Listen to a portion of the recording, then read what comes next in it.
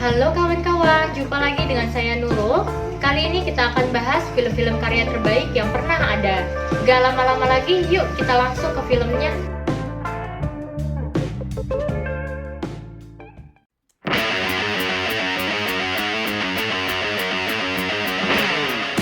Pada video kali ini, kami akan merangkum drama Korea yang berjudul My Name. Seseorang yang bernama Yeon Ji-woo, dia seorang gadis cantik yang ayahnya seorang buronan yang sedang dicari polisi.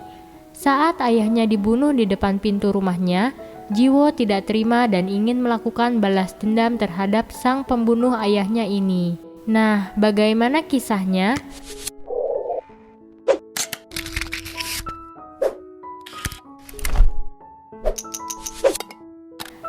Film diawali dengan Yeon Ji-woo yang akan pergi ke sekolah. Di tengah perjalanan, dia ditanya seseorang yang berada dalam mobilnya, di mana ayahnya berada. Orang tersebut berpesan untuk memberitahukan ayahnya seseorang telah mencarinya. Ji-woo bersekolah di sekolah khusus Putri Senyong. Sesampainya di kelas, dia dicemooh kawan-kawannya sekelasnya, mengatakan bahwa ayahnya sang pembuat onar. Terlihat dua orang yang bertanya tadi sedang berbicara dengan gurunya di sekolah. Lanjut ke Ji-woo yang dipanggil gurunya. Sekolah akan memindahkan dirinya dengan alasan telah membuat kawan-kawannya tidak merasa nyaman karena kasus ayahnya. Banyak orang tua murid mengeluh dengan menelpon ke sekolah. Lanjut ke Ji-woo yang masuk ke kelas. Kawan-kawan Ji-woo telah menghina dirinya. Karena tidak terima, maka perkelahian tak diimbang pun terjadi.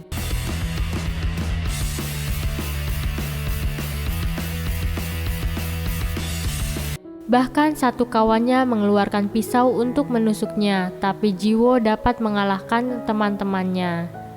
Setelah dirinya bertemu sang guru, dengan lantang dia mengatakan bahwa dirinya berhenti sekolah sambil memberikan lencana sekolahnya. Karena kesal selalu dikuntit oleh polisi, akhirnya dia merusak mobilnya dan berlari meninggalkannya. Maka kejar-kejaran pun terjadi.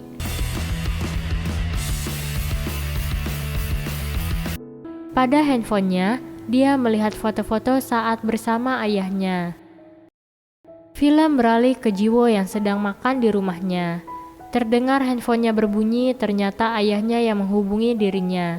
Tepat di hari ulang tahunnya. Dia memberitahukan ayahnya yang dicari polisi, bahkan dirinya selalu dikuntit polisi serta kawan-kawannya yang telah menjuluki anak preman, dan tidak ada yang mau berteman dengannya. Sementara handphone ayahnya tidak bisa dihubunginya. Ayahnya meminta Ji-woo untuk membukakan pintu rumahnya, karena pintu rumah macet sehingga ia tak bisa membukanya. Lalu seseorang dengan mengenakan jubah menghampiri dan 2 kali menembak ayahnya. Hal itu disaksikan Ji-woo yang mengintip dari celah pintu rumahnya. Karena pintu rumah dalam keadaan macet, sehingga Ji-woo tidak bisa bertatap muka dengan ayahnya dalam keadaan masih hidup.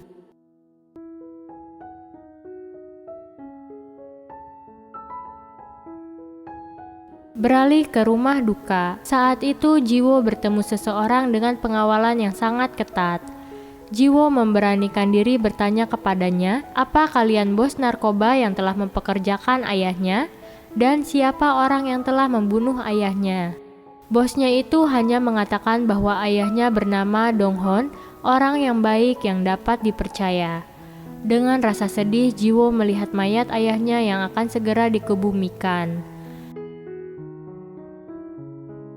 Dia teringat masa-masa indah yang sedang berlibur bersama ayahnya di pinggir pantai.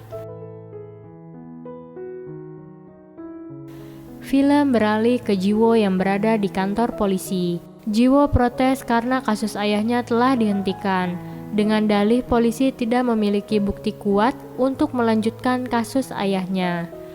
Menurut polisi, ayahnya telah menjadi buronan selama 3 tahun, dan mengatakan seharusnya dia menyuruh ayahnya untuk menyerahkan diri ke polisi, sehingga dia tidak akan mati seperti itu.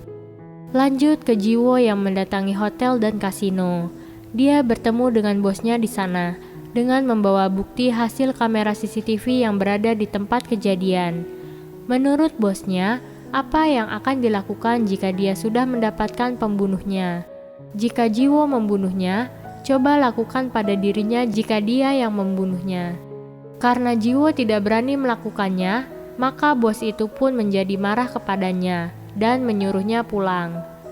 Di malam hari yang sedang hujan, Jiwo pun mulai mencari saksi dengan menempelkan bukti CCTV di saat ayahnya terbunuh. Tak lama sang bos itu melihat tempelan yang berada di tembok itu. Dia pun membacanya. Pada berita itu disebutkan bahwa orang yang bisa memberikan saksi mata akan mendapatkan hadiah sebesar 5 juta won. Tak lama handphonenya pun menerima telepon dari seseorang yang mengatakan bahwa dia bisa memberikan kesaksian itu. Ternyata orang-orang ini preman jalanan. Setelah melihat uang yang dijanjikan, tentu mereka ingin mengambil paksa uangnya. Tak pelak lagi perkelahian di antara mereka pun terjadi.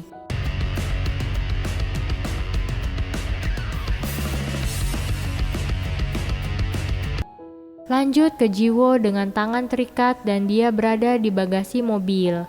Saat mereka membawanya, mobil terhenti dan terdengar perkelahian di antara mereka.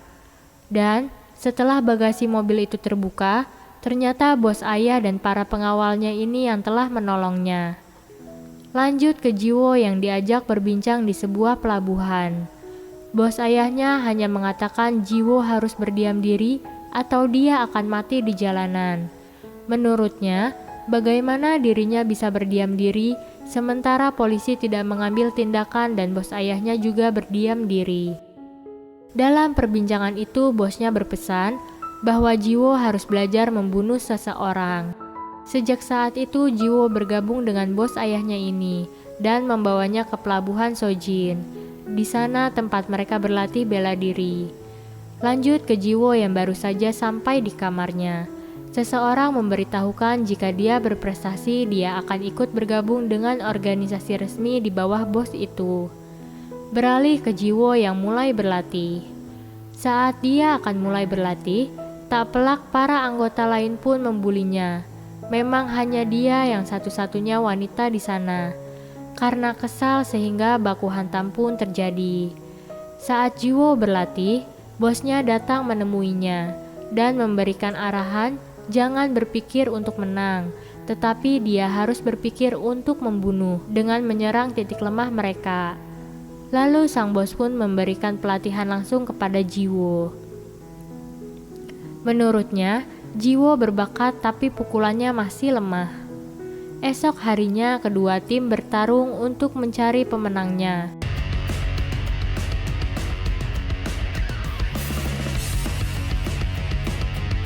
Dan dimenangkan oleh Do Ganje dengan mendapatkan hadiah sebesar 10 juta won dan berlibur sepekan.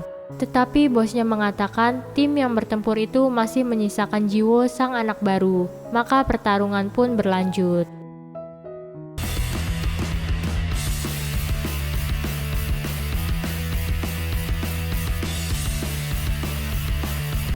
Dalam pertarungan lanjutan, Jiwo dan Do Ganje saling beraksi sangat seru dan dimenangkan oleh Jiwo sang anak baru.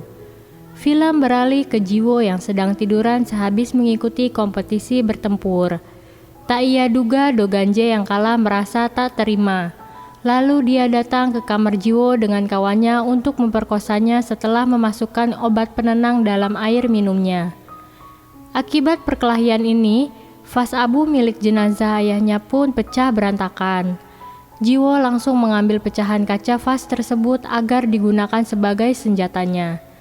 Di saat yang tepat, anak buah bos pun datang, tentu setelah Jiwo menancapkan beling tersebut ke perutnya.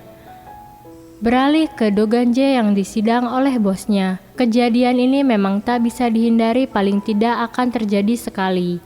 Namun sang bos tak mengira Do Ganje orangnya. Yang membuat sang bos jengkel karena ia sendiri yang membawa Jiwo ke lokasi. Tak pelak lagi pisau pun menggaris muka Do Ganje. Lanjut ke Jiwo yang merapihkan abu mendiang ayahnya. Film beralih ke bos yang mengajak Jiwo berbincang di sebuah kedai. Sang bos memberitahukan bahwa Yeon Jiwo sudah mati. Dia berganti namanya menjadi Oh Hae Jin. sambil memberikan pistol yang dipakai ayahnya. Sang bos menebusnya dari kantor polisi. Dia juga memberitahukan bahwa pembunuh ayahnya adalah polisi. Bosnya menyuruh menemukan dan membunuhnya. Lanjut ke Oh Ye-jin yang berlatih sendiri. Dia sudah masuk ke organisasi secara resmi. Apapun yang terjadi, organisasi akan melindunginya.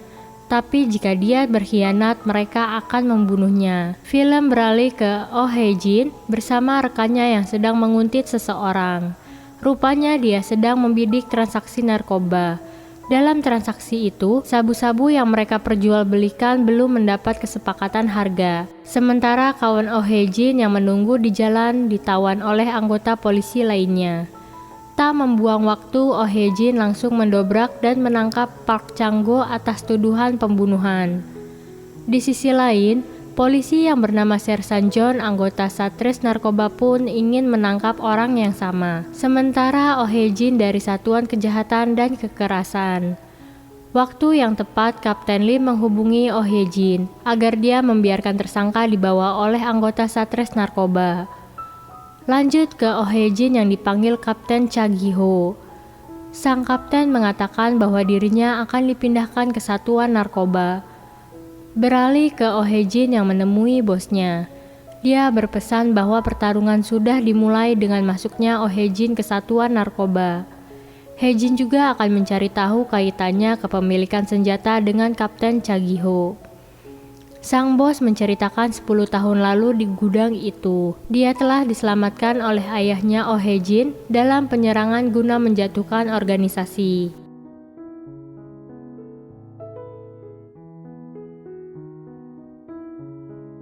Beralih ke Oh Ye-jin yang sedang dipindahkan ke Satuan Narkoba. Rupanya Sersan John tak menyukai kehadirannya.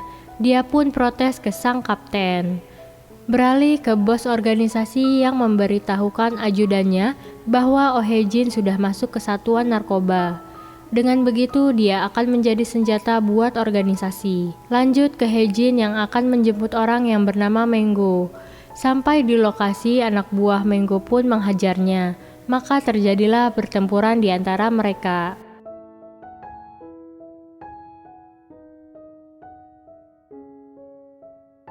Ye-jin melanjutkan pencariannya saat dia sedang memukuli anak buah Menggo. Sersan John pun melihat kehebatan wanita ini. Lanjut ke Menggo yang diinterogasi. Karena dia berkelit untuk berpura-pura tidak tahu apa yang sedang dicari polisi, lalu Oh Ye-jin menggeledah bartender dan ia pun menemukan barang bukti yang sedang dicarinya. Lanjut ke Menggo yang sedang diinterogasi di kantor polisi. Dia mengatakan bahwa orang yang berhubungan dengannya adalah orang yang sangat kejam. Lanjut ke nightclub. Seseorang yang sedang memperkenalkan jenis narkoba baru, sebuah pil hitam yang tidak akan meninggalkan bekas di tubuh. Menurutnya masa popularitas sabu-sabu sudah berakhir.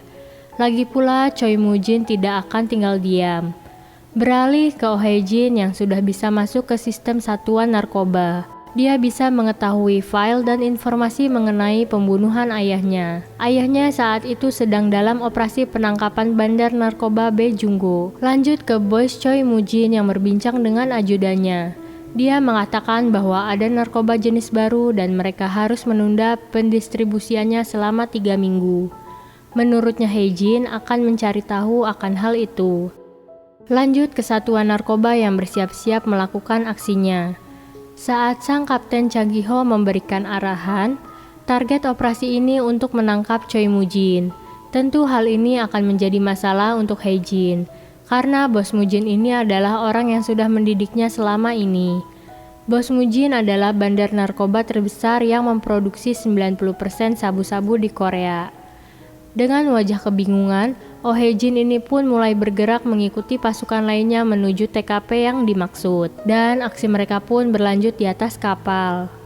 Polisi melumpuhkan satu persatu penjaga yang ada di kapal tersebut. Saat Sersan John hampir menangkap bos Choi Moo-jin, seseorang telah menembakkan ke terminal power sehingga listrik pun padam. Ye-jin pun sudah mengarahkan pistolnya ke Sersan John. Dan hal itu terlihat oleh Choi Moo-jin yang langsung terjun ke laut untuk melarikan diri. Investigasi oleh polisi masih berlanjut. Hae-jin menemukan sebuah pistol yang tergeletak di TKP. Beralih ke bos Choi Moo-jin. Dengan kesal, semua rencananya dengan sindikat Jepang terancam akan berantakan. Tae-ju, sang ajudan Moo-jin, mengatakan kenapa Hae-jin tidak memberitahukan mereka tentang rencana penangkapan ini. Lanjut ke Hae-jin yang menelpon Moo-jin. Sayangnya telepon tidak diangkat dan handphonenya pun tidak bisa dihubunginya. Beralih ke Sersan John yang masih menginterogasi Menggo. Lanjut ke Kapten Cha Gi-ho yang masih belum menemukan siapa polisi yang sudah menembak saat berada di kapal. Dengan kesal, dia memeriksa pistol seluruh anggotanya, tapi tidak mendapatkan apa-apa. Lanjut ke Sersan John yang masih kesal akan kegagalannya. Hae-jin pun masuk ke ruangannya. Di sana, Sersan John memperlihatkan skema target para bandar narkoba.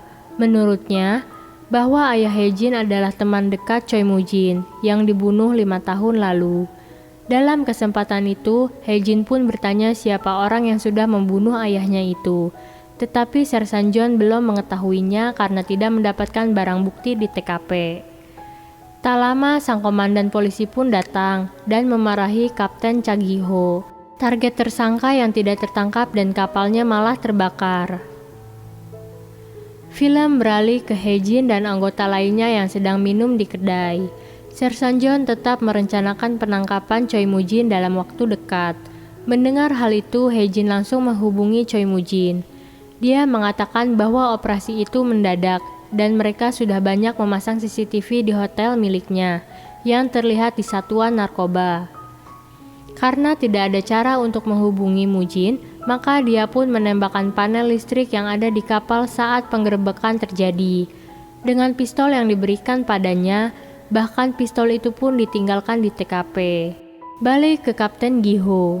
Sesaat dia memandangi foto-foto rekannya dahulu. Dalam foto itu terlihat Choi Moo-jin dan ayahnya Hae-jin. Lanjut ke hotel. Choi Moo-jin melakukan pemeriksaan terhadap CCTV liar yang dipasang oleh kepolisian. Mereka mencabutnya sehingga polisi ini tidak memiliki akses lagi. Lanjut ke Hae-jin yang sedang menguntit Kapten Gi-ho, yang sedang bertemu seseorang di Badan Forensik Nasional. Beralih ke penyerangan di pusat pelatihan milik Choi Moo-jin.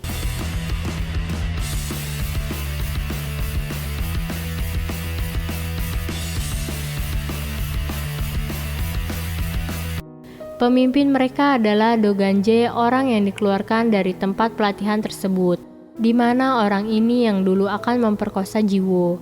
Do Gan-jae ini bandar narkoba baru yang mengedarkan jenis narkoba baru berupa obat hitam. Tentu saja ini akan menjadi saingan utama bos Choi Moo-jin. Balik ke Hae-jin yang menerima telepon. Dia disuruh pergi ke tempat olahraga Dongcheon. Film beralih ke lokasi olahraga Dongcheon.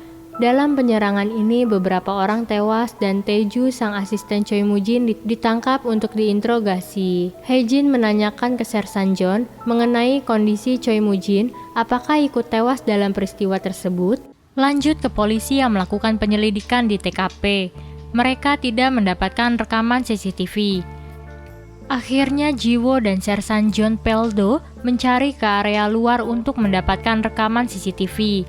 Dia pun memasuki sebuah toko dan mengecek memasang CCTV tersebut, dan hanya menemukan sebuah truk yang terparkir saja. Ji-woo dan John tidak mendapatkan informasi apapun dari warga dan toko sekitar. Beralih ke pemakaman, Choi Moo-jin bersama gengnya sedang memberikan penghormatan terakhir atas anak buahnya yang tewas atas serangan itu. Sementara Ji-woo hanya memantau dari jauh dengan mengenakan helmnya. Saat akan kembali, tak sengaja dia melihat kedatangan Kapten Gi-ho dan Sersan John Peldo di tempat itu. Dia pun menutup helmnya agar tidak dikenalinya dan langsung meninggalkan lokasi. Anak buah Moo-jin yang berpapasan dengan Kapten Gi-ho mengatakan bahwa mereka sedang berduka cita. Mereka hanya membolehkan Kapten Gi-ho untuk menemui Choi Moo-jin. Saat bertemu, Moo-jin tidak menyukai kedatangannya. Kapten Gi-ho yang banyak bicara membuat Moo-jin tambah sewot saja. Menurutnya, Gi-ho yang tidak kompeten bisa menjadi kapten. Gi-ho pasti sudah tewas jika hidup di dunia geng ini. Choi Mujin mengingatkan bahwa kamu tidak akan bisa menangkap dirinya walau usaha sekuat apapun. Dan Kapten Giho pun melongo mendengarnya. Dia mengajak Sersan John untuk pergi dari lokasi itu. Pada bagian lain, Do Ganje yang berada di arena tarung, dia menghamburkan uangnya sebagai tip. Lanjut ke Jiwo alias Hejin. Dia yang sedang mencari tahu informasi pada layar komputernya. Kedatangan detektif lainnya dengan membawa sebuah foto dari dashboard truk yang terparkir di TKP. Jiwo mengetahui orang itu, tetapi dia diam saja. Kapten Giho juga mengetahui orang itu bernama Do Ganje. Dia dulu anggota Dongchon yang menghilang 4 tahun yang lalu. Hal ini membawa titik terang pada kasus penyerangan itu. Mujin yang akan segera bertindak diingatkan oleh bawahannya bahwa polisi sedang memperhatikan gerak-geriknya. Menurutnya, jika tidak melawan maka organisasinya akan hancur, maka mereka akan tetap terus bergerak menghadapi Do Ganje. Pada bagian lain, Kapten Gio membiarkan kedua geng tersebut bertarung agar banyak berandalan yang mati. Lanjut ke Mujin, dia menerima pesan bahwa Mango yang dilepaskan adalah sebuah jebakan. Sersan John yang melihat data pribadi Hejin alias Jiwo untuk mencari sesuatu pada dirinya. Lanjut ke Hejin yang mendatangi forensik. Dia menanyakan pemilik pistol yang membunuh ayahnya itu. Dia menanyakan ke Kapten Giho siapa Sersan Jonsu. Menurutnya, bahwa ini adalah pemilik pistol yang ditemukan saat penggerebekan itu. Kapten Giho yang terkaget mendengar pertanyaan itu, mengatakan bahwa dia dulu bawahannya yang tewas dibunuh oleh orang Dochon. Beralih ke Jiwo, dia pergi untuk menemui Mujin. Saat menanyakan pembunuhan Jonsu, Mujin merasa tidak pernah membunuh polisi itu. Itu hanyalah ulah Kapten Giho yang sudah menargetkan dirinya. Jangan tertipu oleh permainannya. Lanjut ke kantor polisi. Keberadaan Do Ganje sudah diketahui. Hejin langsung bergegas keluar kantor. Tetapi pergerakannya diikuti oleh John Delpo. Akhirnya John menaiki mobil Hejin, mereka pergi ke tempat Do Ganje, sebuah pabrik yang telah ditutup sebulan yang lalu. Mereka mengendap-endap naik ke lantai atas untuk melihat situasi dalam pabrik. Beralih ke Choi Mujin, dia yang sedang berada di kedai langganannya. Kembali ke pabrik, kedatangan Mango sudah terlihat oleh mereka. Dan tak lama kemudian Do Ganje pun datang. Dia memberikan tas berisi narkoba butir hitam kepadanya, lalu meninggalkannya. Dari atas detektif Oh Hejin dan Sersan John Delpo mengawasinya. Dia tak melihat keberadaan anak buah Do Ganje. Kembali ke kedai. Keberadaan orang-orang di kedai itu rupanya orang suruhan Do Ganje untuk membunuh Mujin. Mujin yang sudah mengetahui gelagat itu langsung menyerangnya. Kembali ke pabrik, rupanya keberadaan mereka diketahui oleh Do Ganje, sehingga anak buahnya mengejar dan menghajarnya. Mereka pun bertarung.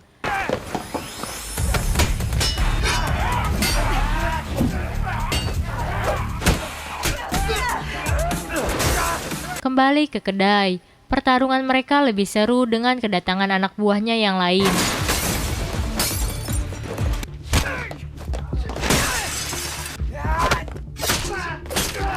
Nah, bagaimana kakak-kakak? Seru kan ceritanya?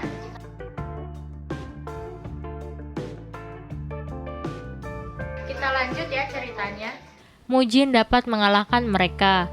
Pada bagian lain, anak buah Do Ganje dapat menangkap mereka berdua. Do Ganje yang kesal kepada Jiwo alias Hejin, dia menusukkan pisau ke pahanya Jiwo. Kembali ke kantor polisi.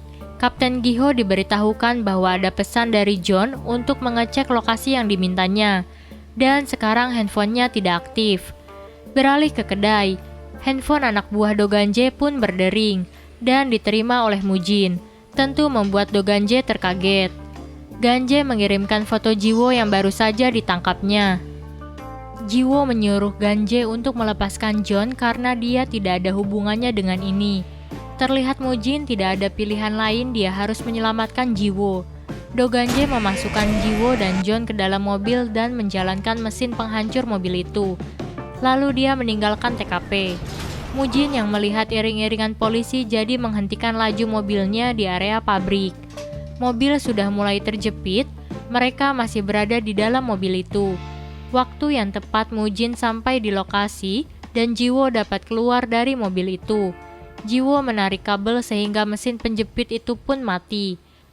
Tak lama kedatangan polisi di TKP, Kapten Giho melihat keadaan anak buahnya terdiam saja. Beralih ke tempat Mujin. Tejo menanyakan hanya karena Jiwo dia pergi sendirian. Tentu akan membahayakan dirinya. Mujin mengatakan bahwa Ganje berusaha membunuh Jiwo. Jiwo yang telah menyelamatkannya sewaktu di kapal, dia mengambil resiko untuk terungkap penyamarannya. Lanjut ke rumah sakit. Haejin masih dioperasi dokter, sementara teman-teman polisinya terlihat menunggunya. Kembali ke Mujin, dia menyiapkan sebuah paspor. Di rumah sakit, Haejin masih tidak sadarkan diri. Beralih ke kantor polisi, Kapten Giho sedang berbincang dengan atasannya dan pimpinan polisi mengizinkan Satres Narkoba untuk membawa senjata sampai keadaan terkendali. Haejin yang terlihat sudah membaik dan makan bersama kawan polisinya. Teju memantau perkembangan Jiwo dan memberitahukan posisinya kepada Mujin. Di rumah Mujin, dia memanggil sekretarisnya untuk memesankan tiket dan mencarikan rumah di tepi pantai untuknya. Lanjut ke Jiwo, dia yang menerima telepon dari Choi Mujin bahwa penyamarannya segera berakhir. Dia menyuruhnya untuk pergi ke luar negeri, tetapi Jiwo menolaknya. Masih ada yang harus diselesaikannya. Mujin mengingatkan akan berbahaya jika Ganje tertangkap, tetapi Jiwo tetap menolaknya. Pada bagian lain, Kapten Giho menyuruh seseorang untuk melacak hubungan telepon Oh Haejin selama 3 minggu ke depan. Rahasiakan hal ini. Lanjut ke John. Dia memberitahukan Haejin bahwa mereka diperbolehkan membawa senjata. Kedatangan Kapten Giho melihat Haejin di kantor terheran, dia masih terlihat lemas. Rupanya Kapten Giho mengajak seseorang untuk bertemu di ruangannya. Saat orang itu bertemu Haejin, dia menyapanya, membuat Kapten Giho menanyakan apakah mereka berdua saling kenal, tetapi orang itu berpura-pura tidak mengenalnya. Haejin masuk ke ruangannya dan memperhatikan Kapten Giho yang berbincang dengan tamunya itu. Di dalam ruangan, Kapten Giho menanyakan keberadaan Putri Yeon Dong-hon, tetapi kawannya ini tidak mengetahui setelah kejadian itu. Giho hanya terheran bahwa pistol yang hilang itu muncul di TKP. Setelah kawannya Kapten Giho pulang, saat di parkiran Haejin menemuinya dan menanyakan mengapa dia berpura-pura tidak mengenalnya. Haejin mendapatkan informasi bahwa kasus pembunuhan ayahnya itu dihentikan oleh Kapten Giho. Ternyata pembicaraan mereka dilihat oleh Kapten Giho dari balik jendelanya. Beralih ke Mujin. Orang yang tadi menemui Kapten Giho, kini dia menemui Mujin. Dia menanyakan apa yang sudah dilakukannya terhadap Yeon Jiwo. Dia menemuinya di kantor polisi. Menurut Mujin, dia yang menginginkannya. Tak lama anak buah Mujin pun membunuhnya. Lanjut ke Kapten Giho. Dia menerima telepon dari Ganje. Dia akan membantu untuk menangkap Mujin asalkan dirinya dibebaskan. Lanjut ke Mujin. Dia mendapatkan informasi dari Jiwo tentang keberadaan Ganje. Teju mengingatkan bahwa ini sebuah jebakan, tetapi Mujin mempercayai Jiwo. Beralih ke pinggir laut, terlihat iring-iringan mobil mendatangi tempat itu. Pada sisi lain, polisi bersiap-siap untuk menyergap kelompok ini. Kapten Giho mengintip keberadaan Ganje dalam mobilnya. Ganje yang menghubungi Kapten Giho tidak mendapatkan jawaban. Lanjut ke iring-iringan mobil berikutnya, kedatangan Mujin dengan kelompok gengnya. Kapten Giho menyuruh pasukannya untuk melihat saja, jangan ada yang bergerak. Pertemuan Mujin dengan Ganje pun berlangsung. Kelompok Ganje langsung menyerang dan pertarungan pun berlangsung.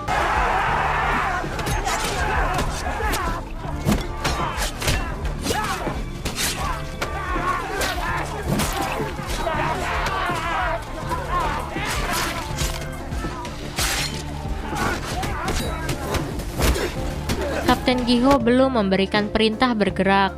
Terlihat Ganje dan Mujin yang saling bertarung. Ganje berlari ke atas dan Mujin mengejarnya. Saat itu Kapten Giho memberikan perintah untuk menangkap mereka semua. Masih berlanjut kejar-kejaran antara Ganje dan Mujin. Terlihat Oh Hae-jin yang baru datang dengan mobilnya, dia langsung naik ke atas dari arah lainnya. Terlihat pertarungan mereka berdua.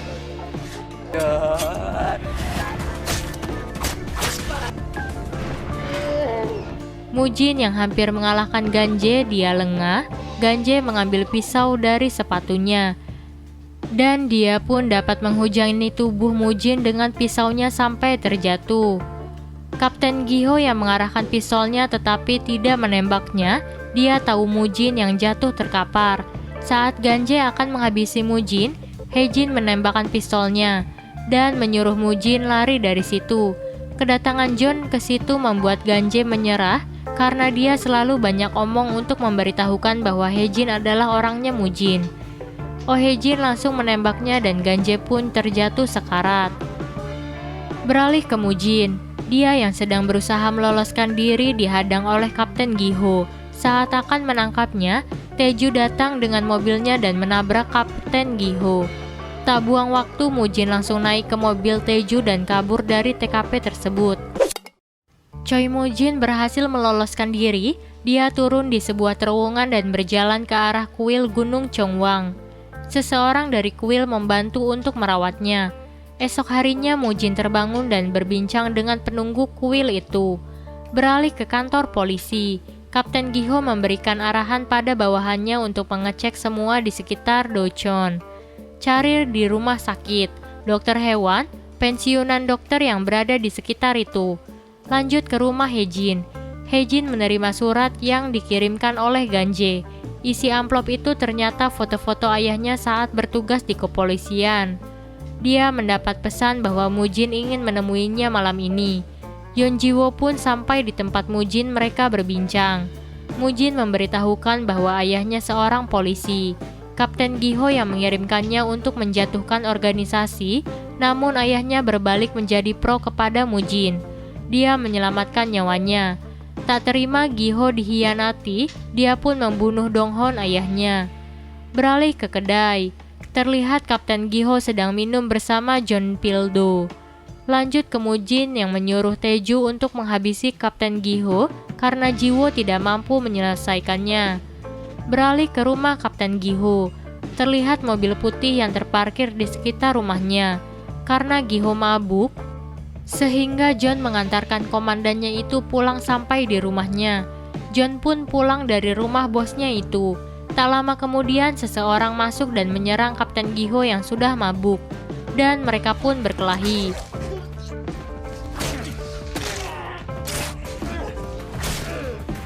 Giho yang tertusuk beberapa kali di perutnya menjadi tidak berdaya, dan pembunuh itu pun kabur dari rumahnya. Saat yang sama Hae-jin datang ke rumah Kapten Giho. Dia melihat Giho yang sudah berlumuran darah. Dalam perbincangan itu, Kapten Giho sudah mengetahui bahwa Hae-jin adalah orangnya Mujin. Hae-jin bertanya mengenai ayahnya yang tewas yang ditembak 5 tahun yang lalu. Mendengar itu, Kapten Giho terkaget bahwa Hae-jin adalah Yeon Ji-woo, orang yang dicarinya selama ini, yaitu putri Donghon. Dan Giho bertanya mengapa Ji-woo bisa menjadi pengikut Mujin sang iblis. Karena terdengar tembakan, John yang belum jauh dari rumah itu kembali mendatanginya. Karena John sudah menggedor-gedor pintu rumah Giho, Kapten Giho memberikan surat kepadanya dan dia pun kabur dengan turun melalui tali dari lantai 2 tersebut. Di dalam mobilnya dia melihat isi amplop berupa foto-foto dan membaca surat yang diberikan Giho kepadanya. Dan Kapten Giho dibawa ke rumah sakit.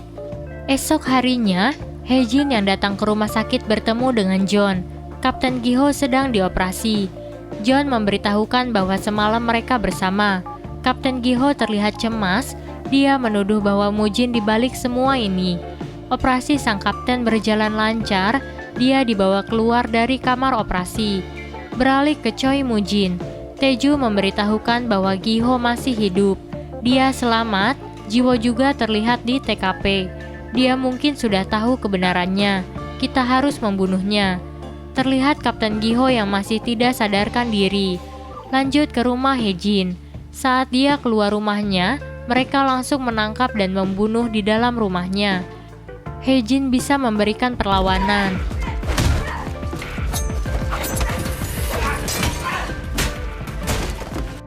Terlihat Taeju mengambil handphonenya dan Hejin pun dapat melumpuhkan orang-orang Taeju. Taeju memasuki rumah Hejin. Dia mengakui bahwa ayahnya dibunuh oleh mereka karena berkhianat. Mujin sendiri yang membunuh orang yang berkhianat kepadanya, dan mereka pun bertarung.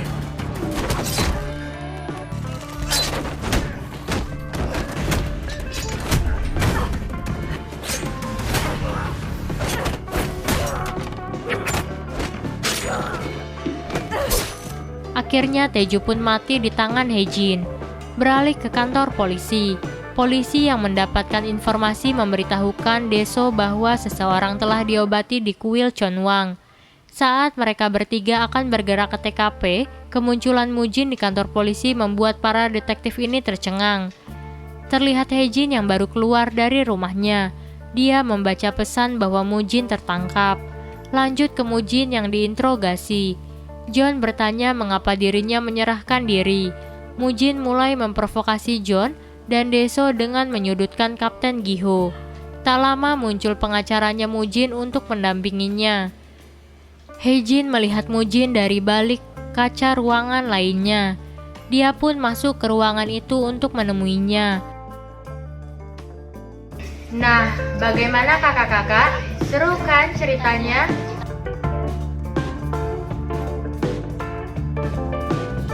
Kita lanjut ya ceritanya. Alasan Mujin menyerahkan diri bahwa dia ingin membuktikan bahwa dia tidak bersalah. Beralih kedua petugas. Dia sedang melacak nomor-nomor telepon yang digunakan oleh para detektif. Terlihat ada nomor Hejin yang pernah menghubunginya. Mereka juga mengecek CCTV yang ada di sekitar rumah Kapten Gi-ho dan terlihat Hejin berada di sana.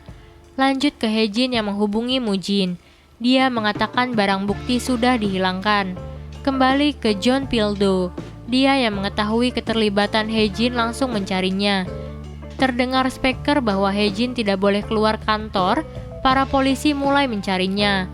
Oh Hejin pun bisa meloloskan diri dengan sepeda motornya. Saat John dan Dae-seo kembali ke kantor, dia melihat Mujin yang keluar dari kantor polisi. Pengacaranya mengatakan bahwa barang bukti tidak ada dan tidak diperbolehkan ditahan. Sambil pergi meninggalkan mereka berdua. Lanjut ke Dae-seo. Dia yang marah-marah karena Hejin lolos dari tangkapannya, tetapi John Pildo masih membela Hejin. Dae-seo yang mengecek barang bukti yang dipegang Hejin juga sudah tidak ditemukan. Dia yang kesal karena Hejin yang telah menusuk Kapten Gi-ho. John terlihat masih bengong mendengar itu. Di ruangannya dia baru sadar bahwa semua omongan Hejin itu hanyalah kebohongan. Beralih ke dalam mobil, pengacara Mujin menanyakan alasan dia menyerahkan diri. Mujin memberitahukan bahwa dia harus menguji kesetiaan Hejin kepadanya. Dia tidak tega membunuhnya. Sayangnya penyamarannya sekarang sudah terungkap. Apa yang harus dilakukan untuk menenangkan hatinya Hejin? Mujin malah sudah menipunya. Terlihat Yeon Ji-woo alias Oh Hejin yang membuang pisau barang bukti dari Choi Mujin. Beralih ke Mujin. Dia yang melihat kematian Taeju dengan pisau tertancap di dadanya. Mujin mengatakan tidak perlu mencari Ji-woo. Nanti dia yang akan datang kepadaku. Lanjut ke John Pildo. Dia yang sedang berada di rumah Kapten Gi-ho untuk mencari tahu bukti baru. John menemukan tanda terima biaya perawatan kematian Song Jun-soo sebesar 50.000 won. Sementara Dae-seo tidak menemukan sidik jari Hejin dalam sistem mereka. Beralih ke rumah Hejin. John dan Dae-seo yang melihat kondisi rumah yang berantakan tentu terkaget. Tempat ini pasti juga sudah dibersihkan oleh Mujin. Lanjut ke Hejin. Dia yang sedang berada di makam ayahnya. Dia berjanji pada mendiang ayahnya akan mengakhiri segera ini. Beralih ke Hejin. Laju sepeda motornya terhenti. Sesaat mobil John Pildo di depannya. Dia pun mengikuti jalur pertanian. Saat terjatuh, John menembakkan peringatan untuk menyerah. Dan John pun akhirnya diborgol dan ditangkap. Beralih ke Mujin. Dia meminta pengacaranya untuk membebaskan Ji-woo. Menurut pengacaranya, dia tertangkap CCTV saat mengambil barang bukti itu. Pada bagian lain, John memberitahukan Hae-jin yang berada di sel bahwa kapten mencurigainya. Karena itu kau menusuknya, sebab kau takut identitasmu ketahuan kan? Hae-jin mengatakan bahwa bukan dia yang menusuk kapten. Kembali ke rumah sakit, Kapten Gi-ho mulai sadar dari sakitnya. Episode 8. Terlihat pengacara Mujin yang datang menemui Ji-wo memberitahukan pesannya bahwa dia tidak akan membiarkan Ji-wo di penjara. Pengacara itu melakukan negosiasi dengan John. Jika wartawan mengetahui bahwa ada mata-mata di polisi ini, pasti akan jadi viral. Beralih ke Hae-jin yang dibawa ke rumah sakit oleh polisi. Di rumah sakit, John Pildo menerima telepon dari Kapten Gi-ho yang sudah sadar dari sakitnya. Dia pun mendatanginya. Terlihat Hae-jin yang sedang dioperasi atas luka tusuk di tangannya. Beralih ke kamar Kapten Gi-ho. Gi-ho memberitahukan bahwa Dong-hon orang yang dikirimnya ke Dong-chon untuk menyamar dan berakhir dengan dibunuh oleh Mujin 5 tahun yang lalu. Oh Hae-jin adalah anaknya. Dia ingin membalaskan dendam padanya. Dia telah menipu Ji-wo, Tae-ju yang berusaha membunuhnya. Mendengar itu, John teringat akan pembicaraan dengan Hae-jin. Terlihat Hae-jin yang bisa melepaskan borgol dari tangannya. Dia dibantu perawat untuk meloloskan dirinya. Perawat ini yang pernah ditolong sewaktu menjadi pecandu narkoba. Saat Hae-jin akan keluar, rekan-rekan polisinya memergoki dirinya dan mereka pun bertarung.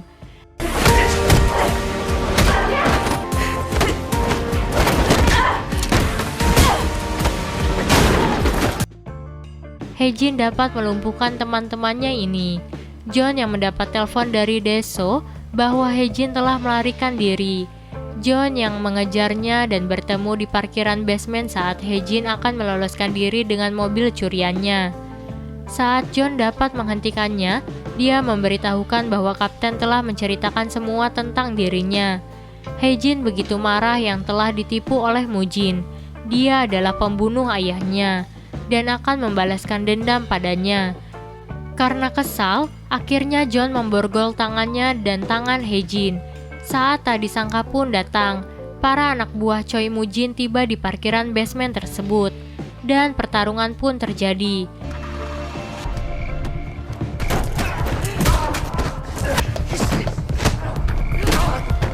Tak sampai di situ, berlanjut dengan kejar-kejaran mobil.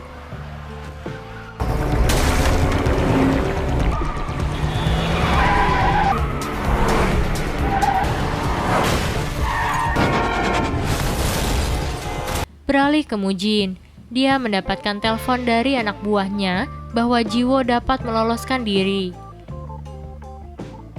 John Pildo dan Oh Hae-jin yang sudah sampai di tempat kawannya John di pinggir laut. Di tempat itu John merawat luka Hae-jin. Beralih ke Mujin, dia teringat-ingat saat-saat akan membunuh Dong-hon. Mengapa dia selalu dikhianati oleh orang-orang yang dipercayanya? Kini Yeon Ji-wo telah berkhianat kepadanya. Maka salah satu dari mereka harus mati. Beralih ke John dan Hae-jin. Mereka sedang berada di mobilnya saat di lampu merah seseorang yang menggunakan motor berhenti dan menembak John Pildo. Pelaku langsung kabur dan John pun tewas di tempat. Saat orang-orang menghampiri mobilnya, Hae-jin keluar dari mobil itu dan meninggalkan TKP. Terlihat Hae-jin yang mendatangi tempat Choi Mujin. Dengan membawa pistol, dia pun bisa melumpuhkan penjaganya.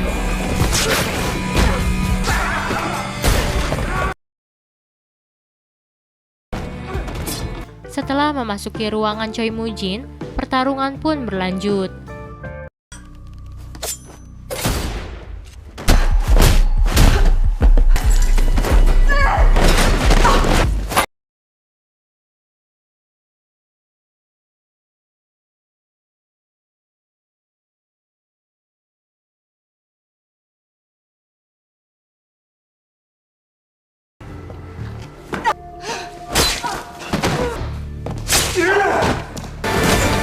Saat Mujin sudah tidak berdaya, dia mengeluarkan pistolnya. Hae-jin yang sudah kepalang nanggung tetap menusukkan pistolnya. Tak diduga pistol Mujin tak berpeluru, sehingga pisau Yeonjiwo alias Oh Hae-jin pun nancap di dadanya. Nah, dengan kematian Mujin, maka berakhirlah film My Name ini. Thanks for watching and bye-bye.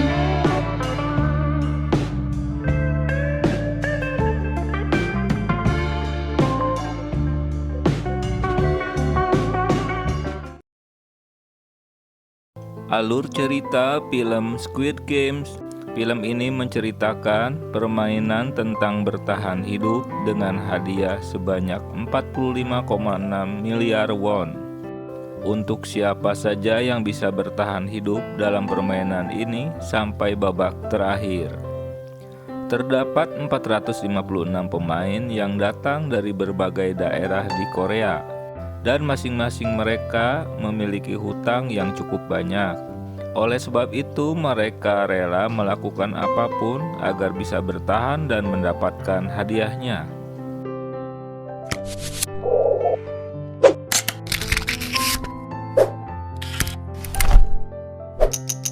Pada alur cerita, film diawali pada seorang duda yang bernama Gi-hun. Dia bekerja sebagai supir serabutan dan menjadi beban bagi ibunya yang sudah sepuh. Dengan semua kesialan dalam hidupnya, Gi-hun mencoba menjadi ayah yang baik di hari ultah anaknya. Dia nekat mengambil uang ibunya demi untuk berjudi dalam pacuan kuda. Beruntung dia menang dalam perjudian itu dan dia mendapatkan uang yang banyak. Namun, begitu keluar dari arena perjudian, dia melihat sekelompok rentenir yang ingin menagih hutang pada dirinya. Melihat para rentenir itu, Gi-hun pun segera cabut dari situ. Tetapi para rentenir itu sudah terlanjur melihat keberadaannya, lalu langsung mengejarnya. Namun sayangnya dia tetap tertangkap. Dia mencoba bernegosiasi dan akan membayar separuhnya dari hasil kemenangannya hari ini. Namun dia saat memeriksa uangnya, ternyata uangnya telah hilang. Gi-hun teringat pada saat dia berlari, dia sempat menabrak seorang wanita, yang ternyata wanita itu telah mencuri semua uangnya. Karena tidak bisa membayar hutang, rentenir itu pun memaksa dia untuk menandatangani sebuah kontrak yang berisi jika dia tidak bisa membayar hutang-hutangnya dalam waktu dekat, maka organ-organ tubuhnya akan diambil dan dijual oleh rentenir. Semua keapesan hidupnya membuatnya putus asa, karena di hari ulang tahun anaknya, Gi-hun tidak bisa membelikan makanan yang enak dan hadiah yang indah. Kini dalam hidupnya yang tersisa hanyalah kemalangan serta hutang yang tak akan sanggup dia bayar. Di tengah keputusasaan itu, Gi-hun menemukan secercah harapan. Seorang pemuda misterius memberikan tiket masuk untuk mengikuti sebuah permainan dengan hadiah yang sangat banyak. Mendengar hal itu, Gi-hun langsung berminat dan mengikuti apa kata pemuda tersebut. Singkat cerita, Gi-hun dan orang-orang lainnya yang bernasib sama dibawa dengan sebuah mobil. Mereka pun dibius untuk menjaga kerahasiaan tempat permainan tersebut. Selain itu, HP dan barang-barang milik pribadi peserta pun diambil selama berada di lokasi. Sebanyak 456 peserta yang akan mengikuti permainan tersebut. Mereka ditempatkan di suatu ruangan. Tempat permainan itu dikelola oleh seseorang yang menggunakan topeng hitam, dengan para anak buahnya juga menggunakan topeng untuk menjaga kerahasiaan identitasnya. Di sana Gi-hun bertemu dengan peserta lainnya, di antaranya Sang-wo, teman di masa kecilnya. Gi-hun melihat dan teringat pada wanita yang mencuri uangnya tempo hari. Para panitia pun datang untuk memberikan briefing kepada para peserta. Panitia memberitahukan ada 6 buah macam permainan yang harus mereka ikuti. Adapun beberapa aturan yang harus dipatuhi, bahwa mereka tidak boleh berhenti di tengah permainan. Lalu, pemain yang menolak bermain akan langsung dieliminasi. Dan yang terakhir, permainan akan diberhentikan jika mayoritas peserta menyetujuinya.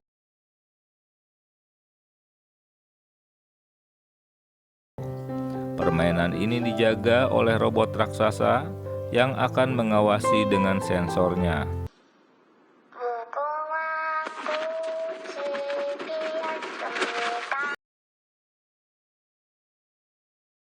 Karena jika terkena sensor gerak oleh si robot, mereka akan dieliminasi dengan ditembak. Karena hal itu, semua peserta pun terkejut dan mulai berhamburan di arena permainan.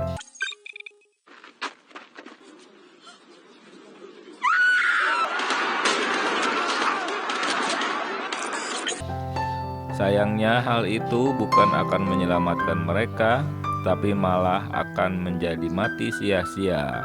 Gi-hun dan beberapa pemain yang masih tersisa terpaksa melanjutkan permainan, walau dia dan kawan-kawannya sudah melihat ratusan orang yang terbunuh. Mereka harus fokus agar bisa sampai di garis finish dan tidak kehabisan waktu. Gi-hun yang sudah tertinggal harus bisa berlari sekencang-kencangnya agar bisa sampai di garis finish sebelum waktu berakhir. Apesnya dia terpeleset dan hampir jatuh.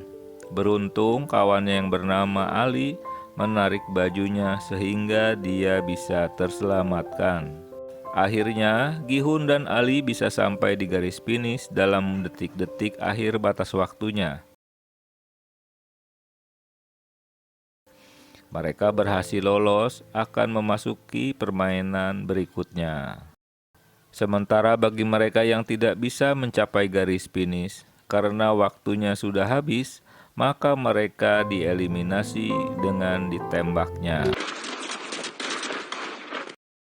Menyelesaikan permainan pertama, mereka yang tadinya berjumlah 456 orang, kini yang masih ada hanya 201 peserta saja. Lalu mereka sepakat untuk tidak melanjutkan permainan dan melakukan voting. Tapi sebelum melakukan voting, panitia mengingatkan bahwa kini hadiah yang terkumpul sudah mencapai 25 miliar won. Dan hadiah akan diberikan kepada yang sudah tereliminasi. Sementara bagi mereka yang pulang tidak akan mendapatkan apa-apa. Karena hal ini, mereka pun menjadi goyah dan terpecah menjadi dua bagian. Walau hasil voting hanya selisih satu orang saja, mereka pun sepakat untuk menyudahi permainan tersebut. Lalu, para peserta dikembalikan ke daerah masing-masing. Keesokan harinya, Gi-hun memutuskan untuk pergi ke kantor polisi dan melaporkan sindikat permainan yang kejam. Dia menceritakan kejadiannya dari awal dibawa sampai dikembalikan. Polisi yang mendengar ceritanya hanya bisa tertawa. Kemudian Gi-hun memberikan tiket permainan yang pernah diberikan oleh pemuda misterius sebelumnya.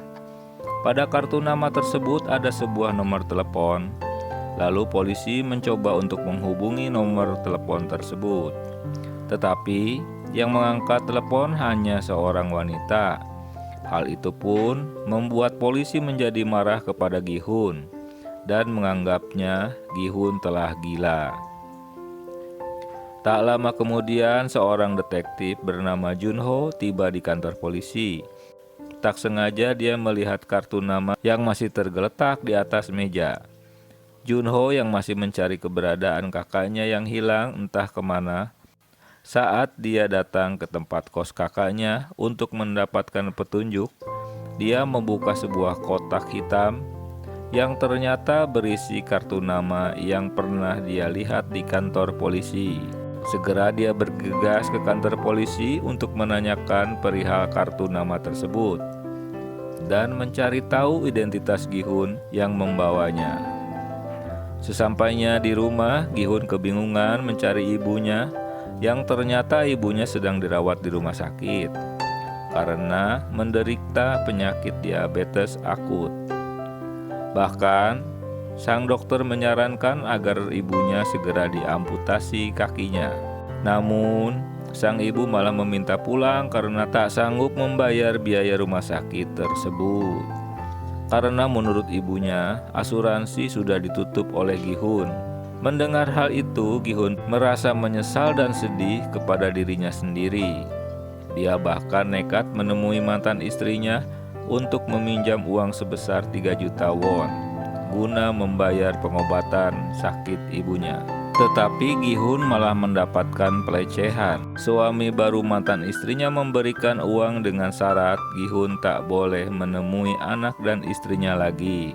Mendengar hal itu, Gi-hun pun langsung marah dan memberi bogem mentah kepada suami tersebut. Kini Gi-hun pun sadar bahwa apa yang dikatakan panitia permainan itu benar adanya, bahwa kehidupan di luar jauh lebih kejam dari apa yang terjadi di dalam sana. Mereka akan tetap dikejar hutang dan mati di tangan rentenir. Lalu panitia mengirimkan undangan baru kepada masing-masing peserta yang telah pulang sebelumnya, dan mereka menghadapi kenyataan pahit di luar. Hal ini yang memaksa mereka untuk masuk lagi ke dalam arena permainan di babak selanjutnya. Pada malam harinya, mereka semua berkumpul untuk dijemput oleh panitia. Namun kini yang berbeda adalah mereka bisa mempersiapkan diri karena sudah tahu apa yang akan terjadi di dalam. Pada bagian lain, Junho pun menyusup ke dalam mobil. Kali ini dia bertekad untuk bisa ikut dalam permainan agar bisa menemukan kakaknya yang hilang. Saat panitia melakukan scan, nama Junho tidak tercatat dalam sistem. Agar tidak ketahuan, dia pun langsung membunuh panitia tersebut dan mengambil bajunya untuk menyamar agar tidak diketahui oleh siapapun.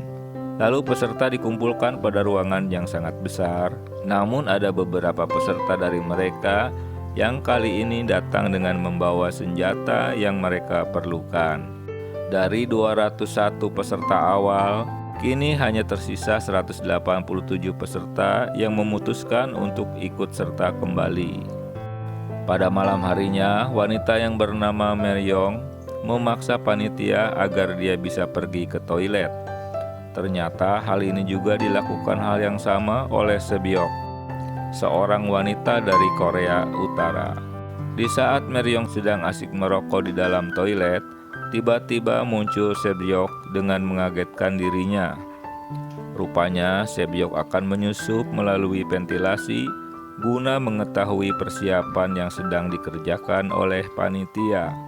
Keesokan harinya, para peserta pun bersiap-siap dan dikumpulkan untuk memulai permainan kedua. Sangwo bertanya kepada Sebyok tentang apa yang dilihatnya tadi malam. Dia hanya mengatakan bahwa mereka sedang mengaduk gula. Sangwo berpendapat bahwa permainan di babak kedua ini pasti berhubungan dengan permainan di saat dia masih kecil, di mana terdapat lelehan gula yang diberikan dalam bentuk yang berbeda-beda. Tugas mereka adalah mengikis gula tersebut sesuai dengan bentuknya masing-masing. Oleh karena itu, Sangwo memilih bentuk segitiga karena merupakan bentuk yang paling mudah. Anehnya, Sangwo tidak memberitahukan kepada teman-teman lainnya. Dia hanya memberitahukan kepada Sebyok untuk mengikuti apa yang akan dia pilih. Pada permainan kedua ini, panitia memberikan waktu 10 menit. Bagi peserta yang gagal membuat bentuk yang sesuai, maka mereka akan dieliminasi alias ditembak. Hal itu membuat para peserta lain menjadi panik dan semakin ketakutan. Peserta yang sudah menyelesaikan permainan kedua ini satu persatu mulai berhasil menyelesaikan misi dengan aman. Namun, yang menjadi masalah adalah peserta yang mengambil bentuk yang sulit. Tentunya selain dikejar waktu dan mendengar orang-orang yang ditembaki menjadi tambah semakin ruwet. Pada menit-menit terakhir, Gi-hun mendapatkan ide untuk menjilati gulali tersebut. Karena gulali ini sudah memiliki polanya yang sudah terbentuk dari awal. Hal itu adalah cara tercepat yang bisa mereka lakukan jika ingin selamat. Tak disangka, Hal ini pun diikuti oleh para peserta lainnya yang melihat cara Gihun menjilati gulali tersebut. Namun ada seorang peserta yang gagal melihat cara Gihun dan langsung menyerang panitia bertopeng ini. Dia menembak dan menyandra panitia tersebut. Karena waktu sudah habis, maka dieliminasilah orang yang tidak bisa menyelesaikan permainannya. Lalu peserta yang menyandra panitia ini memaksa untuk membuka topengnya. Setelah dilihatnya, ternyata masih anak-anak. Dan peserta ini pun lalu melakukan bunuh diri. Ketua panitia yang melihat anak buahnya membuka topeng, langsung saja dia menghampiri dan menembaknya. Kisah menegakkan Squid Game episode 4 sampai dengan 6 diawali dengan diperlihatkan peserta yang berhasil memenangkan tantangan gulali sebelumnya. Setelah lelah bermain, para peserta diberikan cemilan untuk masing-masing orang. Doksu dan Miryong, para anak buah mereka merasa tidak puas dengan pembagian itu dan memilih untuk mengantri lagi agar bisa mendapatkan cemilan lagi. Tak disangka, jumlah cemilan itu sudah disesuaikan dengan jumlah pesertanya. Jadi karena perbuatan Doksu dan anak buahnya, beberapa peserta pun tidak mendapatkan cemilan. Salah seorang peserta yang tidak mendapatkan bagian lantas mengamuk dan mencoba melawan Doksu. Namun sayangnya, si pria malah dihajar sampai tewas. Semua peserta yang menonton sangat terkejut dan meminta panitia untuk melakukan sesuatu. Panitia sama sekali tidak peduli dengan apa yang terjadi di luar permainan. Yang ada, mereka malah menampilkan bahwa dengan tereliminasinya seorang peserta, maka hadiah uangnya akan semakin bertambah.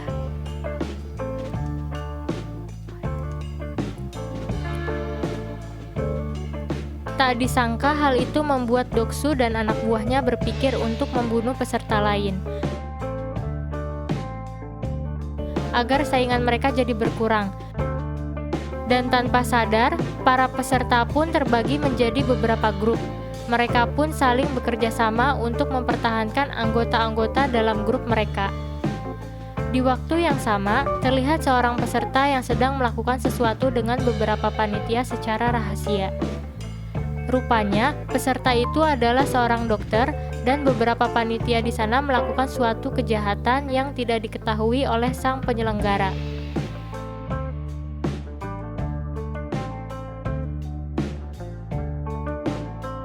Jadi, para panitia itu melakukan jual beli organ para peserta yang sudah mati dan si dokter ditugaskan untuk mengambil organ-organ mereka. Dengan imbalan yang akan diberikan informasi tentang permainan selanjutnya.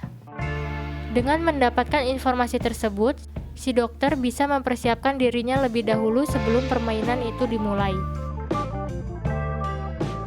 Di malam harinya seperti biasa lampu ruangan dimatikan agar mereka bisa beristirahat. Namun, kesempatan itu malah digunakan oleh Doksu dan anak buahnya untuk membunuh para peserta di dalam kegelapan. Malam mengerikan itu dipenuhi dengan teriakan kesakitan dan darah di mana-mana. Ditambah lagi, dengan keadaan yang gelap gulita, mereka pun kesulitan untuk menyelamatkan diri. Gihun, Sangwo, dan Ali pun langsung bergerak untuk menyelamatkan kakek Ilnam. Namun, mereka tak bisa menemukan kakek Ilnam di kasurnya. Ternyata, kakek Ilnam sudah lebih dulu pergi menyelamatkan diri dengan pergi ke tempat yang paling atas.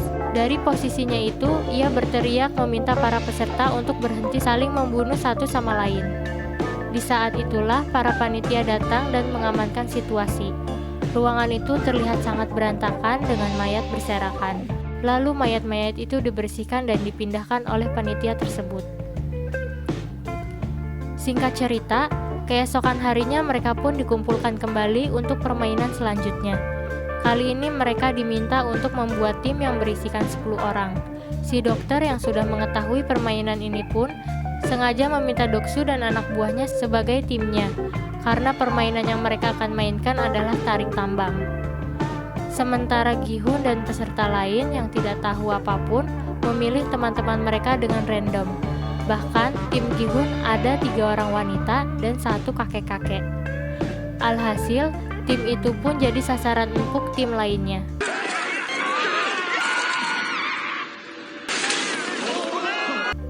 Tarik tambang yang mereka mainkan bukanlah tarik tambang biasa. Mereka akan bertanding di atas ketinggian sehingga yang kalah akan jatuh dan tewas. Singkat cerita, tibalah saat tim Gi-hun akan melawan tim lain yang terlihat lebih kuat. Sejak awal, Sang-woo sudah merasa putus asa melihat semua anggota di timnya. Namun, tepat sebelum permainan dimulai, kakek Il-nam pun membagikan tips and trik yang dahulu biasa ia pakai saat bermain tarik tambang. Kini yang mereka perlukan ialah kerjasama tim dan saling percaya. Pada awal permainan, trik kakek Il-nam pun berhasil mereka lakukan. Namun sayangnya karena pihak lawan sangatlah kuat, mereka pun tetap saja tak bisa mengalahkannya. Sampai di detik-detik terakhir, Sang-woo pun memimpin anggota tim untuk melakukan langkah berani. Ia menyuruh mereka semua untuk maju 3 langkah. Hal ini dilakukan agar tim lawan terjatuh. Meskipun pada awalnya mereka sempat ragu, namun pada akhirnya mereka berhasil dan memenangkan permainan tersebut.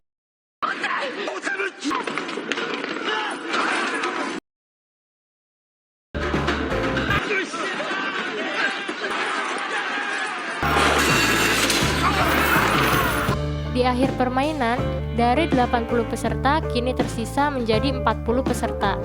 Setelah permainan usai, seperti biasa, si dokter dipanggil untuk melakukan operasi pengambilan organ.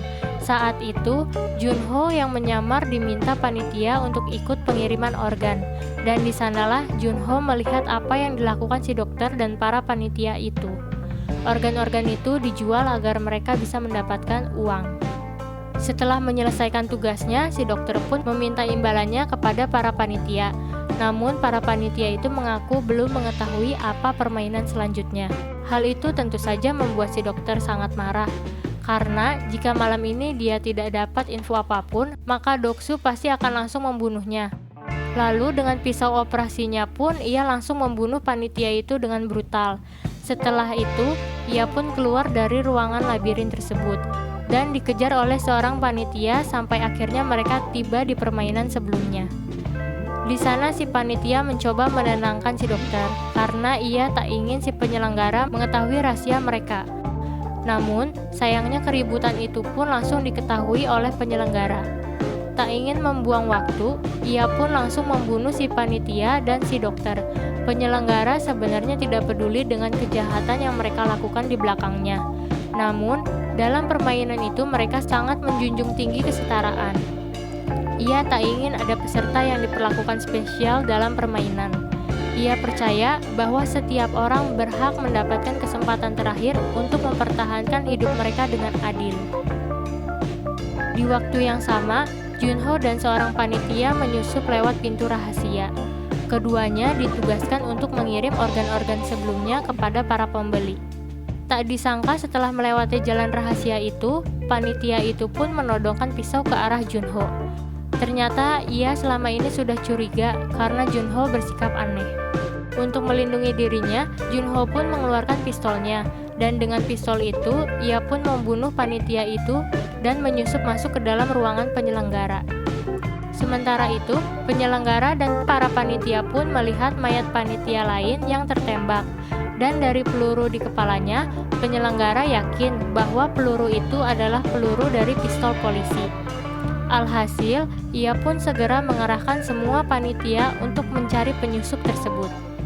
Junho yang menyusup ke dalam ruangan penyelenggara mencoba untuk mencari tahu informasi tentang kakaknya. Dan dari puluhan berkas-berkas di sana, ia pun menemukan fakta bahwa kakaknya pernah menjadi peserta dalam permainan tersebut. Setelah itu, waktu permainan selanjutnya pun tiba, dan dalam perjalanan menuju ruang permainan, mereka pun diperlihatkan mayat si dokter dan panitia-panitia lain. Mereka secara resmi meminta maaf sekaligus mengingatkan bahwa hal itu akan terjadi pada mereka jika mereka berbuat curang. Pada permainan kali ini, mereka diminta untuk berpasangan 2 orang. Dan karena jumlah peserta saat ini berjumlah 39 orang, itu artinya akan ada 1 orang yang tidak memiliki pasangan. Saat itu juga, tidak ada 1 peserta pun yang ingin berpasangan dengan kakek Il-nam. Mereka takut jika dipermainkan kali ini akan membutuhkan kekuatan. Karena merasa kasihan, Gi-hun pun memutuskan untuk berpasangan dengan kakek Il-nam. Pada akhir pemilihan pasangan, tersisa Miryong yang tidak mendapatkan pasangan. Karena hal itu, Miryong dibawa oleh kedua panitia ke ruangan lainnya. Di ruang permainan, masing-masing peserta diberikan satu kantong yang berisi 10 kelereng. Dan dalam waktu 30 menit, peserta harus mendapatkan 20 kelereng. Lalu di akhir permainan akan dinyatakan menang. Itu artinya mereka harus bersaing melawan pasangan mereka sendiri. Gi-hun yang berpasangan dengan kakek Il-nam berusaha menyadarkannya karena saat itu penyakit kakek Il-nam sedang kambuh, sehingga ia pun tidak peduli dengan permainan dan tetap berkeliling sekitar arena.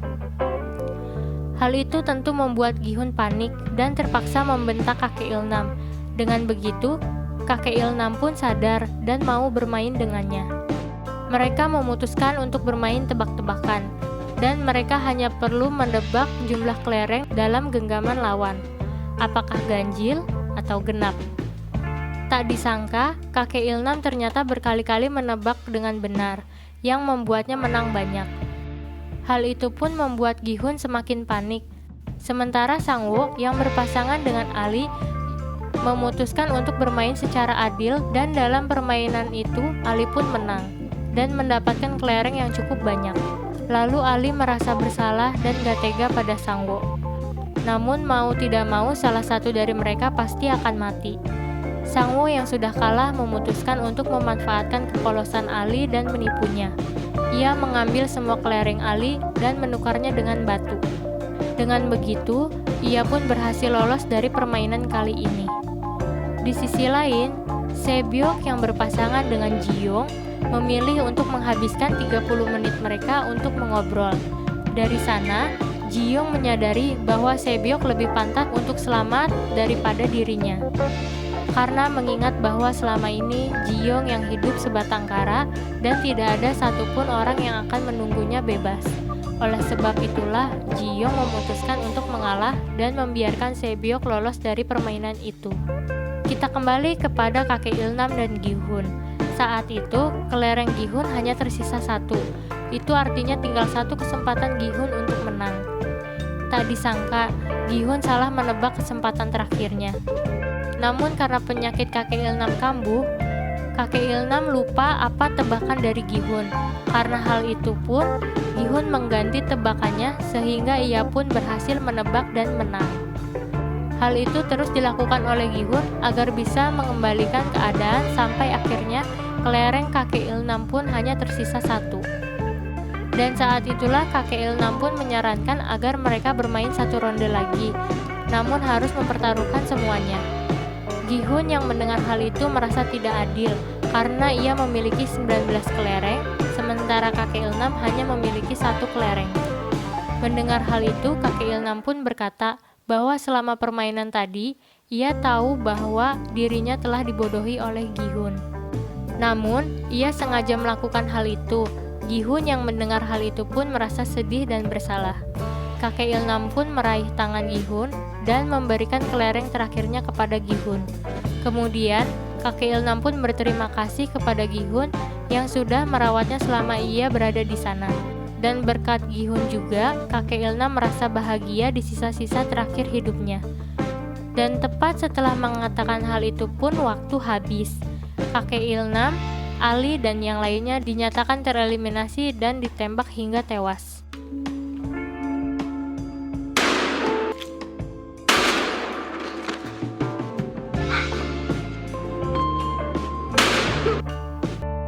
Keseruan Squid Game episode 7 sampai dengan akhir. Film diawali dengan diperlihatkan keadaan setelah permainan kelereng selesai. Para peserta kembali ke base camp dan sangat terkejut ketika melihat Miryong yang tidak dieliminasi. Di sisi lain, penyelenggara sangat khawatir karena belum bisa menemukan penyusup di dalam arena permainan. Padahal sebentar lagi para investor VIP akan datang berkunjung. Oleh karena itu, ia meminta semua panitia agar tetap waspada dan terus mencari si penyusup tersebut. Keesokan harinya, para tamu VIP tiba dan langsung disambut oleh penyelenggara. Para VIP inilah yang menginvestasikan uang-uang mereka sebagai taruhan dalam permainan ini. Sekarang, mereka berkunjung untuk menyaksikan secara langsung para pemain di sana. Sementara itu, Junho yang masih bersembunyi memutuskan untuk merampas kostum lainnya agar ia bisa lebih dekat dengan tamu VIP sekaligus mengambil beberapa video sebagai bukti. Tak lama kemudian, permainan kelima pun siap dimainkan.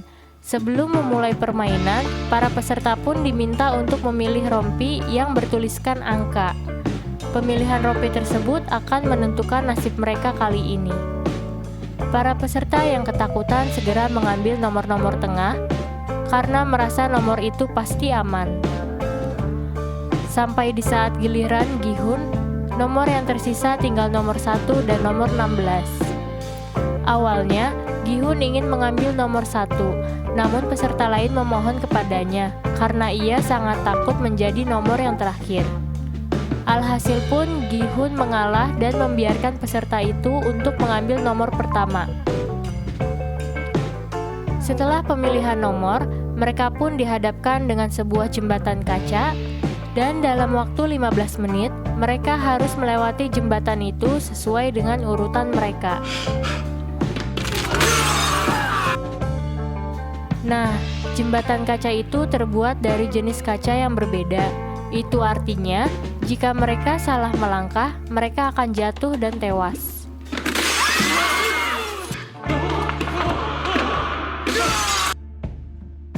Menjadi pemain awal adalah tugas yang berat, karena jika mereka salah melangkah, maka pemain di belakang mereka bisa aman karena memilih kaca yang benar.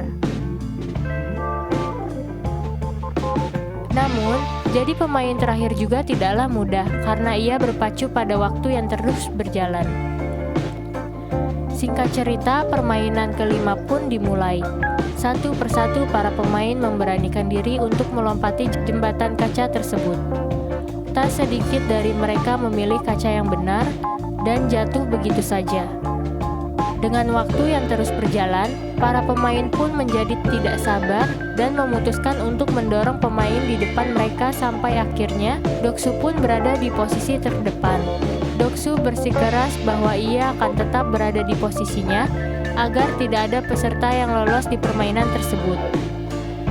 Mendengar hal itu, Miryong kesal, lantas melompat ke dekatnya dan memegang erat tubuh Doksu.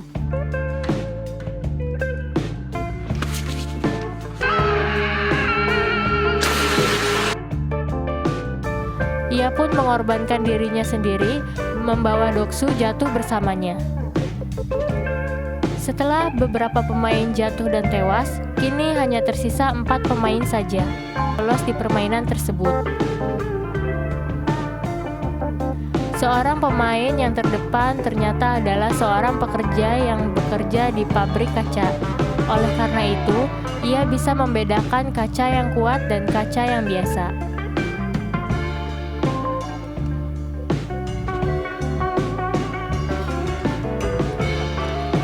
Dengan kemampuannya itu, ia berhasil membawa Sang-woo, Gi-hun, dan Se-byok yang ada di belakangnya dengan selamat. Namun, di saat langkah terakhirnya, penyelenggara mengetahui hal itu dan sengaja mematikan lampu agar mereka menjadi kesulitan untuk menemukan kaca yang benar. Hal itu pun membuat mereka mengeluarkan waktu terlalu banyak. Alhasil, Sang-woo pun menunjukkan jati diri yang sebenarnya.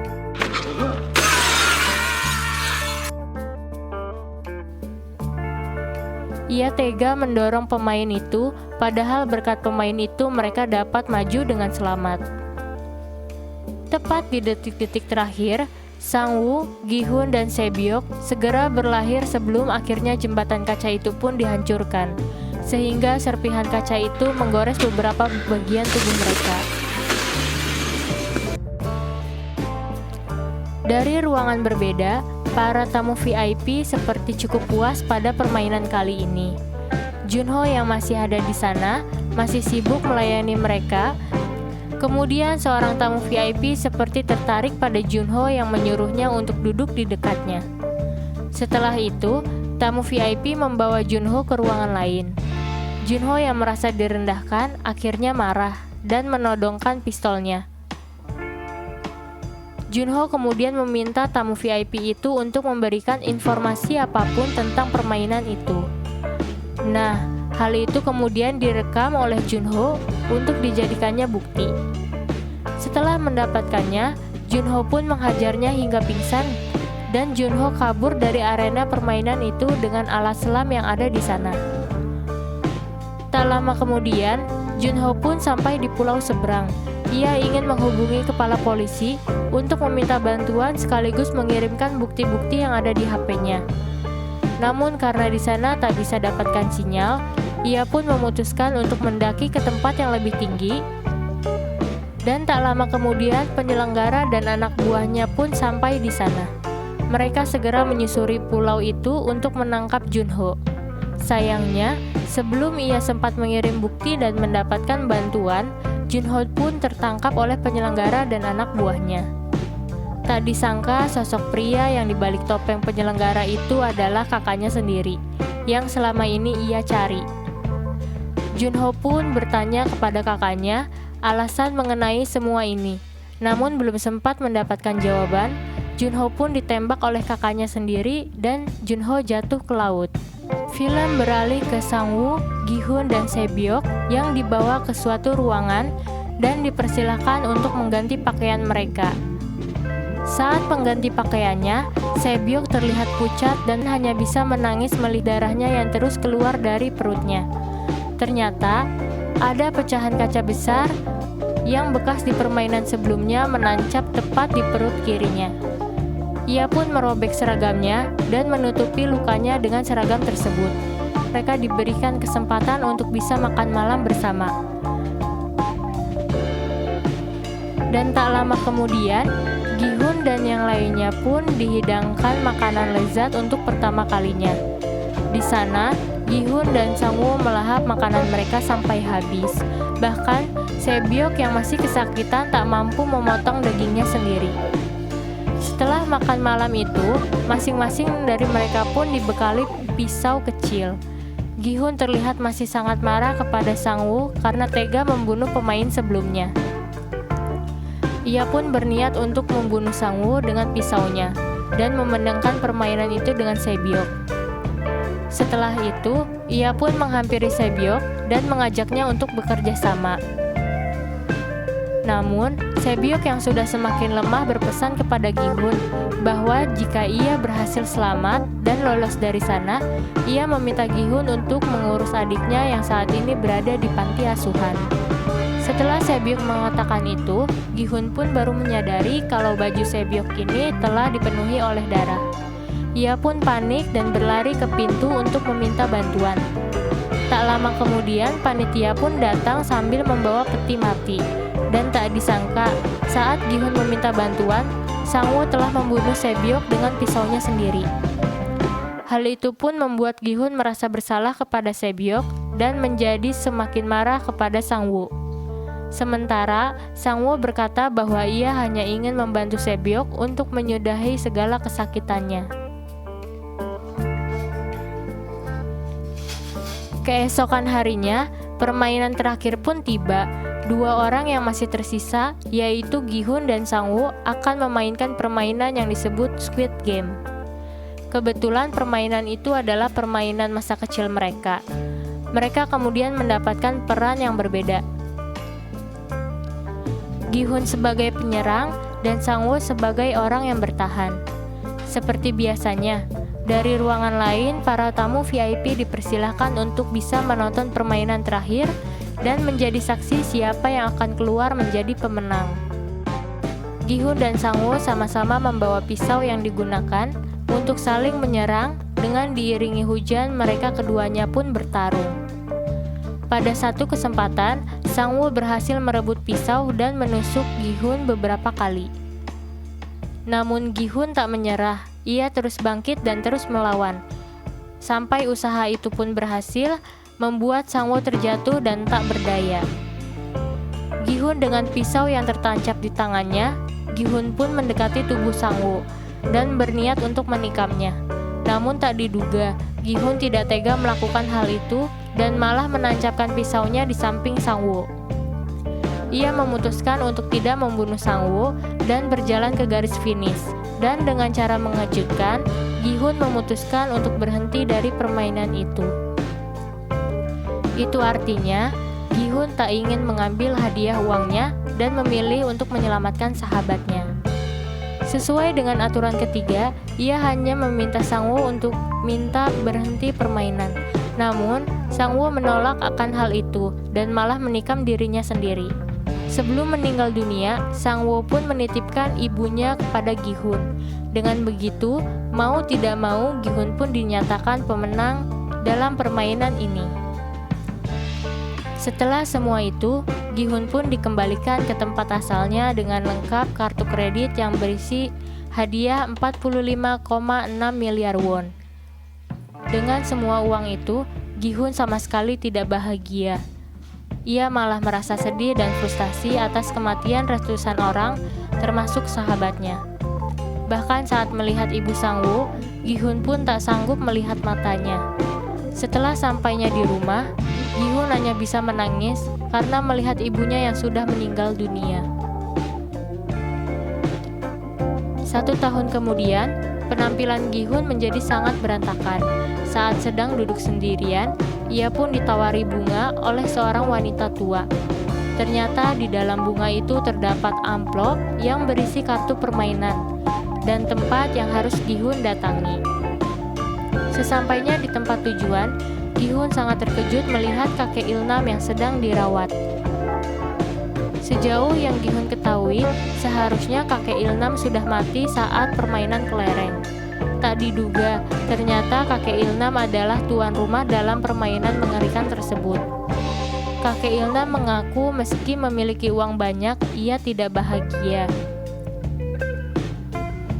Karena ia tidak tahu bagaimana cara menghabiskan uangnya itu. Dengan kondisi tumor di otaknya serta hidupnya yang diprediksi sudah tidak lama lagi, ia pun memikirkan cara untuk bisa bersenang-senang. Kemudian, ia teringat masa kecilnya yang selalu bahagia karena menghabiskan waktu bermain bersama teman-teman. Oleh sebab itulah, ia dengan orang kaya lainnya menciptakan arena permainan tersebut, agar bisa menikmati kebahagiaan dan ikut serta berpartisipasi sebelum ia meninggal dunia. Mendengar hal itu, Gi-hun pun menjadi sangat marah, karena mereka tega mengorbankan ratusan nyawa hanya untuk bersenang-senang.